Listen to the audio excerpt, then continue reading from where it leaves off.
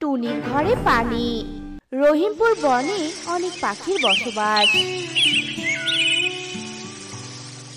ওই বনে গরিব টোনা তার স্ত্রী টুনি আর তাদের ছোট্ট মেয়ে টুকিকে নিয়ে বাস করত। টোনা বনে বনে খেলনা বেলুন আর কলম বিক্রি করে কোনো রকমে তার সংসার চালাতো।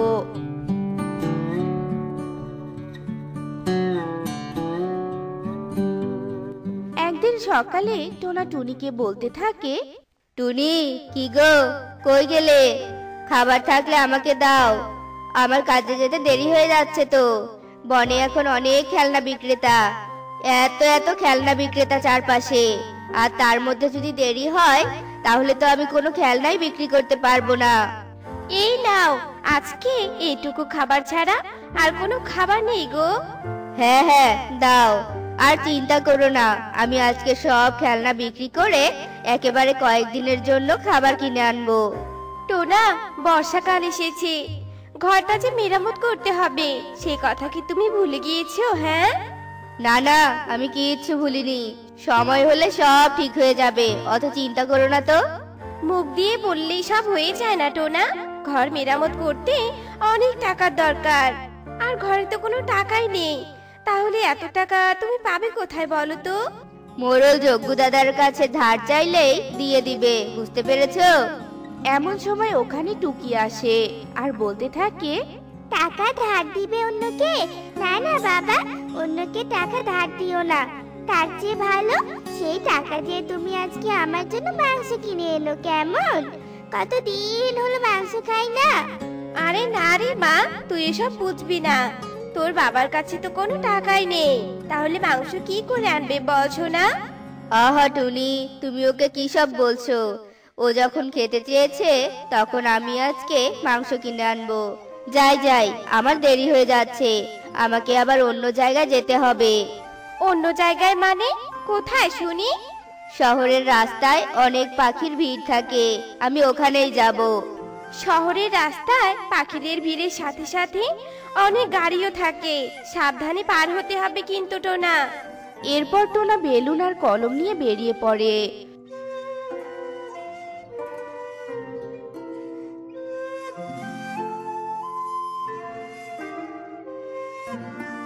বেশ কিছুক্ষণ পর টোনা শহরের বড় রাস্তায় পৌঁছে যায়।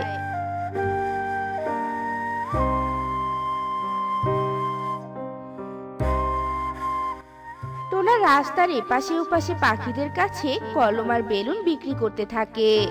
বাহ, আজকে আগের তুলনায় অনেক বিক্রি হয়েছে, আর এই কয়েকটা বেলুন রাস্তার ওপারে গিয়ে বিক্রি করব। এই বলে টোনা যেই না রাস্তার ওপারে যেতে ধরে, ঠিক তখনই ওখানে একটা গাড়ি এসে টোনাকে ধাক্কা মারে, আর টোনা সাথে সাথেই ওখানে মারা যায়। বনের পাখিরা টোনার মৃতদেহটা তার বাড়িতে পৌঁছে দেয়। টোনার এই অবস্থা দেখে টুনি আর তার মেয়ে টুকি অনেক কান্না করতে থাকে। ওগো, তোমার এ কি হয়ে গেল? এখন তোমাকে ছাড়া আমি কি করে থাকবো গো? হে ঈশ্বর, তুমি কি সর্বনাশ করলে আমার। বাবা, তুমি না আমার জন্য মাংস আনতে চেয়েছিলে, কই মাংস এনেছো? কথা বলো বাবা, কথা বলো। ওঠো না বাবা, দয়া করে ওঠো, তোমাকে এই অবস্থায় দেখতে যে আমার ভালো লাগছে না বাবা। এভাবে কান্না করার পর টুনি আর টুকি বনের কয়েকজনকে সাথে নিয়ে টোনা সৎকার করায়। এভাবেই দুদিন কেটে যায়। এরপর জীবন বাঁচাতে টুনি টোনার পেশাটাকে বেছে নেয়, আর টোনার মতোই বনে বনে বেলুন আর কলম বিক্রি করতে থাকে। একদিন সকালে টুনি তার মেয়েকে বলতে থাকে, মা টুকি, আজ আকাশটা অনেক মেঘলা, আজ তুই বরং আমার সাথে না গিয়ে এখানেই থাক, কেমন? বৃষ্টি যখন তখন নেমে আসতে পারে সোনা। আচ্ছা ঠিক আছে মা, আমি যাব না, কিন্তু তুমি বাইরে বেশি দেরি করো না, তাড়াতাড়ি চলে এসো, কেমন? টুনি বনের পাখিদের বাসায় বাসায় বেলুন আর কলম বিক্রি করতে থাকে।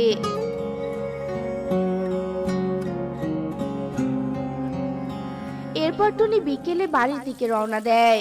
ঠিক তখনই আকাশ থেকে টিপ টিপ করে বৃষ্টি ঝরতে থাকে।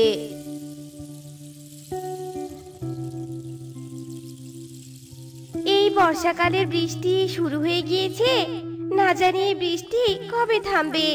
ঘর মেরামত না করলে যে এই বৃষ্টিতে পানিতে ডুবে অকালে মারা যেতে হবে। ঘরে তো কোনো টাকাও নেই, কি করে কি করব আমি? হে ঈশ্বর, তুমি কোনো একটা পথ দেখাও আমাকে ঈশ্বর। এই বলে ভাবতে ভাবতে টুনি তার মেয়েকে নিয়ে বিছানায় শুয়ে পড়ে। ঘর মেরামতের চিন্তায় টুনির যেন আর ঘুমই আসছিল না। তাই টুনি বিছানায় শুয়ে শুয়ে ভাবতে থাকে, টোনা একবার মোড়ল যজ্ঞ দাদার কথা বলেছিল, আমি কাল সকালে যজ্ঞ দাদার কাছেই যাব টাকা ধার চাইতে।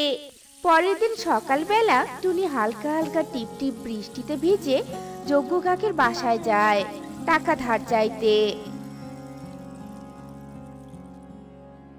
দাদা, ও যজ্ঞ দাদা, আমার না কিছু টাকা ধার দরকার গো। আমার ঘরটা মেরামত করব, দয়া করে দাদা আমাকে কিছু টাকা ধার দাও। টাকা ধার দিব মানে? তোর কি টাকা পরিশোধ করার মতো সামর্থ্য আছে? হ্যাঁ, তোকে টাকা ধার দেওয়া মানে জেনে শুনে টাকা গর্তে ফেলে দেওয়া। যা যা এখান থেকে, কোনো টাকা ধার হবে না, যত সব।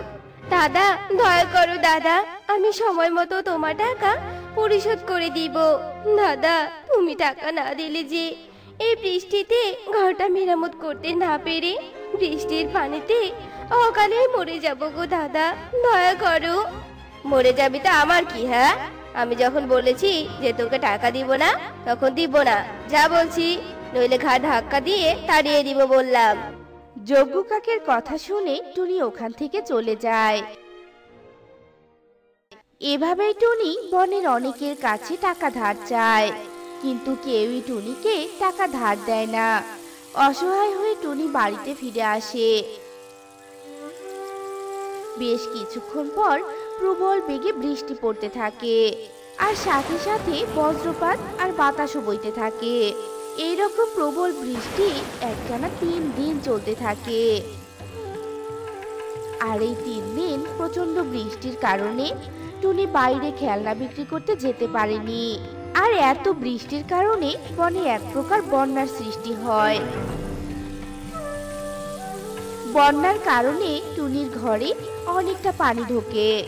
এরপর টুনি তার মেয়ে সহ তার ঘরে হাঁটু পর্যন্ত পানিতে দাঁড়িয়ে বলতে থাকে, হে ঈশ্বর, অনেক তো বৃষ্টি ছড়ালে, আমার ঘরে পানিও ঢোকালে, এবার দয়া করে বৃষ্টিটা একটু কমিয়ে দাও ঈশ্বর, দাও না ঈশ্বর।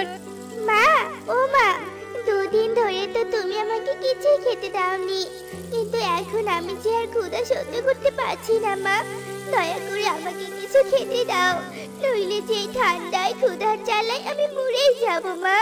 মারে, আমি এই বন্যায় বৃষ্টিতে তোকে কোথা থেকে খাবার এনে দিব বল? কাজে না যাওয়ার কারণে ঘরে যে কোনো খাবার নেই রে মা। ক্ষুধার জ্বালা আর বেশ কিছুক্ষণ ধরে পানিতে দাঁড়িয়ে থাকার কারণে এক পর্যায়ে টুকি দুর্বল হয়ে পানিতে ভাসতে থাকে। এমন সময় টুনি টুকিকে কোলে নেয়।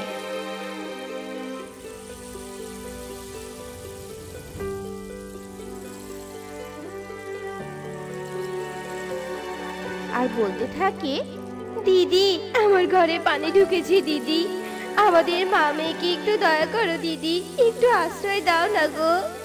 এই বৃষ্টিতে আমার ঘরে আমি একাই থাকা খুবই বিপজ্জনক হয়েছে। কখন যে আমার ঘর ভেঙে আমার ঘরেও পানি ঢুকবে, তখন কি হবে? হ্যাঁ, যা তো যা, যা এখান থেকে, আমি তোকে কোনো আশ্রয় দিতে পারবো না। দিদি, আশ্রয় না হয় না দিলে, কিন্তু দয়া করে আমার মেয়েটার জন্য একটু খাবার দাও না দিদি। দেখো আমার মেয়েটার কি অবস্থা হয়েছে। দিদি, খাবার না পেলে যে আমার মেয়েটা এবার মারা যাবে দিদি, দাও না একটু খাবার মেয়েটাকে। খাবার নেই তো আমি কি করব? হ্যাঁ, যা বন্যার পানি খেয়ে থাক, যত সব। এই বলে বিউটি ওদের তাড়িয়ে দেয়। টুনি বন্যার পানিতে তার মেয়েকে কোলে নিয়ে বনের অনেক পাখিদের কাছে যায়, কিন্তু কেউই টুনিকে সাহায্য করে না। অসহায় হয়ে বৃষ্টিতে ভিজে টুনি তার পানি ভর্তি ঘরেই ফিরে আসে আর কান্না করে বলতে থাকে, হে ঈশ্বর, তুমি এই সব দুঃখ কষ্ট কি আমার কপালে লিখেছিলে? চোখের সামনে স্বামীকে হারালাম, আর এখন মেয়েকেও হারাতে বসেছি। হে ঈশ্বর, এর চেয়ে ভালো তুমি আমাকেই তুলে দাও, আমি যে আর সহ্য করতে পারছি না এসব, ঈশ্বর। টুনির কান্না শুনে টুনির ঘরের পানি থেকে একটা জলপরি উঠে আসে। আর টুনি জলপরীকে দেখে বলতে থাকে, নিয়ে যাও আমাদের দুজনকে। আমি আর এই দুঃখের সাগরে থাকতে চাই না। আমি তোমাদের দুজনকে নিয়ে যেতে আসিনি, বরং আমি তোমাদের দুঃখ দেখে তোমাদের সাহায্য করতে এসেছি। এই বলে জলপরি জাদু করে টুনির ঘরের সব পানি শুকিয়ে দেয় আর টুনিকে কিছু স্বর্ণমুদ্রা দিয়ে তার ঘরটা নতুন করে দেয়। এই দেখে টুনি অনেক খুশি হয় আর বলতে থাকে, তোমাকে অনেক ধন্যবাদ জলপরি। আজ তোমার কারণে আমি আমার মেয়েকে সুস্থ দেখতে পাচ্ছি। তোমাকে অনেক ধন্যবাদ। এরপর জলপরি টুনির কাছ থেকে বিদায় নিয়ে ওখান থেকে চলে যায় আর টুনি তার মেয়েকে নিয়ে অনেক সুখে শান্তিতে দিন কাটাতে থাকে। তো বন্ধুরা, আমাদের আজকের এই গল্পটি তোমাদের কাছে কেমন লেগেছে তা কমেন্টে জানাতে ভুলো না কিন্তু।